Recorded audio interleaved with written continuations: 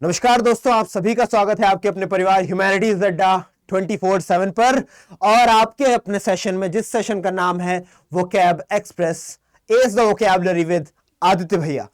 तो जैसा कि हम जानते हैं, कुछ दिनों के लिए थोड़ा ब्रेक लग गया था, लेकिन अब उस ब्रेक को वापस से हटा करके एक्सेलरेटर दबाएंगे और अपने आगे की तरफ जर्नी को पूरा करेंगे।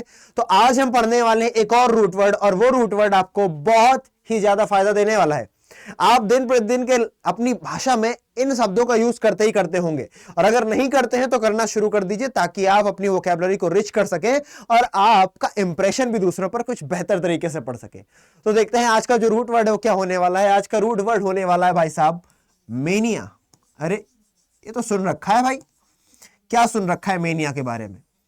Mania, he is a maniac, ये तो सुना होगा ना, ही इज अ मेनियक, वो पागल टाइप का, he is a crazy, he is a lunatic. ओहो, इतने सारे शब्द आ गए क्या?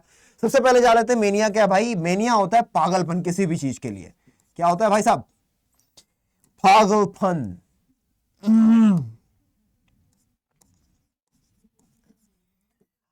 जैसे कि यानी कि when you are mad for doing something, when you are intensively you want to do something very intensively, तुम्हारी डिजायर बहुत ज्यादा हो गई कुछ करने की, भले ही वो मतलब की चीज हो या ना हो, बट तुम करना चाहते हो। तो इससे रिलेटेड कुछ वर्ड्स बनकर के आ जाते हैं हमारे सामने, जिनमें से एक वर्ड बन गया भाई साहब मेनियक। मेनियक का मतलब क्या है? मेनियक का मतलब पागल।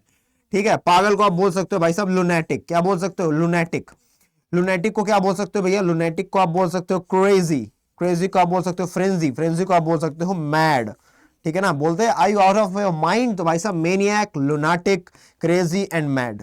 अब एक और मेरे पास शब्द आ रहा है, लुनाटिक से मेरे को याद आ रहा है lunar. Lunar, lunar is related to moon. ठीक है ना, तो देखो होता क्या है, लूनर एक्लिप्स होता है। क्या होता है? लूनर एक्लिप्स यानी कि चंद्र ग्रहण, सोलर एक्लिप्स यानी कि सूर्य ग्रहण। चलो चलते हैं मेनियक से रिलेटेड कुछ वर्ड्स पर। जितने भी वर्ड्स बन सकते हैं, हालांकि बहुत ज्यादा वर्ड्स बन सकते हैं, लेकिन जो आप यूज कर सके डे टू डे लाइफ में, मैं उन सभी वर्ड्स को आपके सामने प्रस्तुत करने जा रहा हूं। तो बस दिल थाम के बैठ जाइए एंड सी। तो पहला वर्ड है हमारे पास प्लूटोमेनिया। अब बाबू भैया पैसा ही पैसा होगा बाबू भैया। हाँ, अपने पास तो एकदम करोड़ों की खान हो जाएगी। तो प्लूटोमेनिया को बोलते हैं भाई साहब madness for money. Madness for money, जो पैसे के लिए एकदम पागल है, एकदम अंधा हो रखा है पैसे के लिए, वो बंदा कौन है भाई साहब?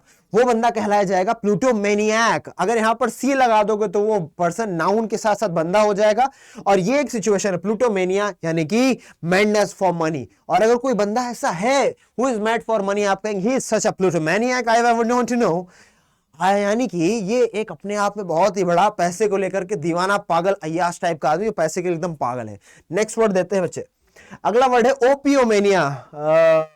वो तुमने देखा होगा, अभी जब केस हुआ था सुशांत सिंह राजपूत वाला, तो उसके बाद फिर ड्रग्स वाला केस हुआ था। मुझे ड्रग्स दो, ड्रग्स दो, ड्रग्स दो। देखा तो तुमने अर्णव गोस्वामी वाला, ये वाला किसी ना किसी ने मीम तो जरूर देखा होगा, इसे करके मुझे ड्रग्स दो, ड्रग्स दो, ड्रग्स दो।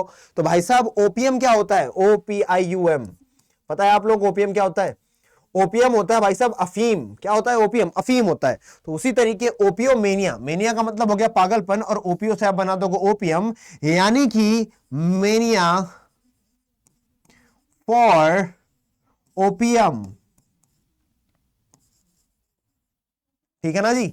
ओपियम यानी कि जो एकदम ड्रग्स के लिए पागल है, कि मेरे को तो अफीम चाहिए, मेरे को तो एकदम ऐसे ही करना है, वो बंदा कहलाया जाएगा क्या? वो बंदा कहलाया जाएगा ओपियो मेनियक। नेक्स्ट वर्ड देखते हैं हमारे पास क्या है।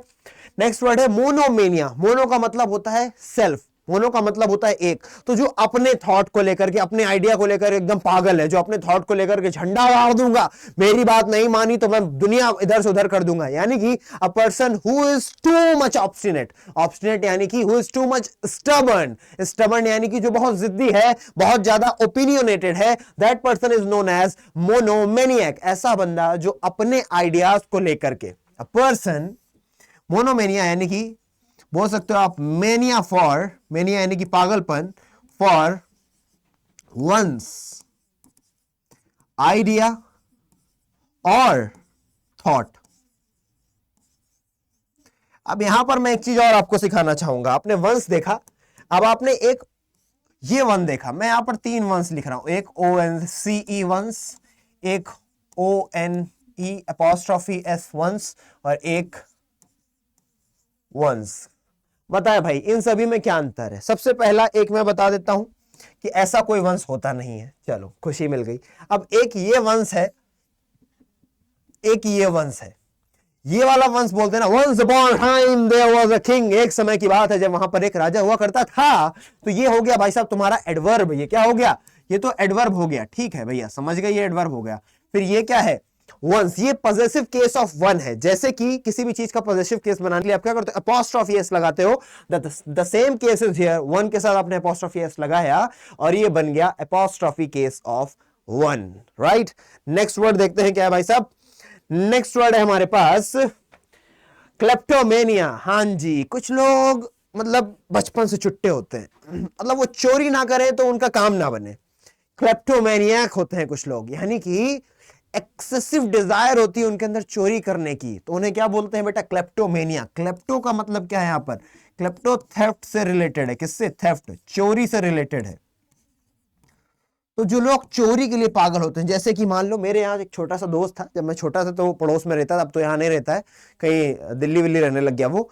तो भाई साहब वो घर आता था छोटे में, कभी मेरा पेन उठा के ले जाता था, कभी मेरी इरेजर, कभी वो छोटी वाली मेरी कार उठा के ले जाता था, कुछ नहीं मिलता था रोटी उठा के ले जाता था, भाई साहब दाल मोठ की कटोरी उठा करके ले जाता था, चम्मच ले जाता था, उसके अंदर पागलपन था चोरी को लेकर के। आज भी शायद अपने ऑफिस में जहां जाता होगा माल मार लाता होगा, कहीं किसी के बिस्तर से लिपस्टिक उठा लेता। ये लोग इसलिए नहीं करते कि उनके काम क्या आएगी, उनका बस ये होता है कि मुझे कुछ तो उठा के ले जाना है, तो कुछ भी उठाता था वो। तो दोस पर्सन्स आर नोन एज क्लेप्टोमेनियक। अगला वर्ड क्या है भाई साहब, डिप्सोमेनिया। मैनू चढ़ गई है, ओ मैनू चढ़ गई है, मैंने पी नहीं है, मैनू पिला दी गई है। डिप्सोमेनिया इज, बूजर बोलते हैं, डिप्सोमेनियक है, मैं वर्ड लिखूंगा। डिप्सोमेनिया तो पागलपन हो गया, मैं यहाँ पे डिप्सोमेनियक बना देता हूं। डिप्सोमेनियक को आप एक और वर्ड बोल सकते हो बेटा, बूजर। बूजर यानी कि अरे बहुत बड़े वाले पियक्कड़ होते हैं जो, जिनको एकदम पीनी ही पीनी है ना, मैनू तो दारू चाहिदा है ना, मैनू पीनी ही पीनी है ना, मेरे यार ने मुझको पिला दी है। बहुत सारे गाने बने भाई, कितने गाए जाए। तो डिप्सोमैनियाक और बूजर, ये दोनों का मतलब एक ही होता है, जब कोई पीने के लिए आमादा हो जाता है कि मुझे तो चाहिए ही चाहिए, आज के आज, अभी के अभी मैं बोतल खोलूंगा, ढक्कन खोलूंगा, बस शुरू हो जाऊंगा। तो डिप्सोमैनियक और बूजर दोनों का मतलब क्या हुआ, intensive desire for having alcohol और having liquor. Getting my point. Next word की ओर बढ़ जाते हैं, अगला वर्ड है ईगोमेनिया। अब ईगोमेनिया क्या है भाई साहब, ईगो हम सभी जानते हैं, ego is related to self centredness, है ना। तो एक्सेसिव सेल्फ सेंटर्डनेस को हम क्या बोलेंगे बेटा, ईगोमेनिया। इसको हम बोल देंगे भाई साहब ईगोमेनिया। खुद के लिए पागल है, मतलब अपनी बात करेगा, अपने घर वालों की बात करेगा, दूसरे की ना सुनेगा, ना उनकी बातें करेगा, सिर्फ मैं ही तो हूं, वो होते हैं भाई साहब ईगोमेनियक। नेक्स्ट वर्ड है हमारा discomania. Disco, I am a disco dancer, आ गया होगा यहीं से आपको। तो ऐसे लोग जो डिस्को म्यूजिक के लिए एकदम परेशान होते हैं, है ना, excessive intensive desire for disco music, उन्हें हम क्या बोलते हैं भाई साहब, उन्हें हम बोलते हैं डिस्को मेनिया। कोई समस्या नहीं। अगला वर्ड है भाई साहब बिब्लियोमेनिया। तो आपने ये वाला वर्ड पढ़ रखा है भाई साहब, बिब्लियोफाइल। क्या पढ़ रखा है, बिब्लियोफाइल पढ़ रखा है। तो जब आपने बिब्लियोफाइल पढ़ा था तो आपने क्या जाना था, फाइल का मतलब होता है क्या, फाइल का मतलब होता है लव। बिब्लियो का मतलब क्या होता है, बिब्लियो का मतलब होता है बुक, तो love for book is bibliophile.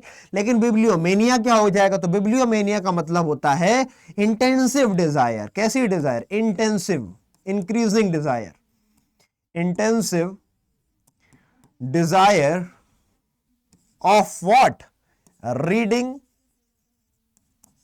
Books. एक और वर्ड होता है इसके लिए, इसको हम बोलते हैं बेटा बुक वॉर्म। क्या बोलते हैं, बुक वॉर्म बोलते हैं भाई साहब। किताबी कीड़े हो क्या, पूरे दिन किताबों में घुसे रहते हो, that person is known as bookworm. कोई प्रॉब्लम, कोई समस्या नहीं है, बढ़ते हैं आगे। अगला वर्ड है क्या भाई साहब, कोरियोमेनिया। कोई कठिन वर्ड नहीं, बता डालते हैं। कोरियोमेनिया, कोरियोग्राफर्स का नाम सुना होगा, तो इसका मतलब क्या हो गया, choreo is related to dancing,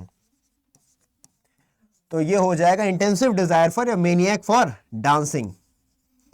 mania की स्पेलिंग थोड़ी है बाबा, mania for dancing, so that is what choreomania. Right. Next word क्या है भाई?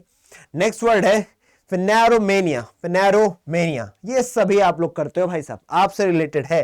फिनेरोमेनिया का मतलब होता है, इंपॉर्टेंट वर्ड है, आप यूज कर लेना अपने छोटे भाई बहन को या किसी ऐसे को बोलने के लिए जो अपने नाखून बहुत काटता हो। तो हैबिट ऑफ बाइटिंग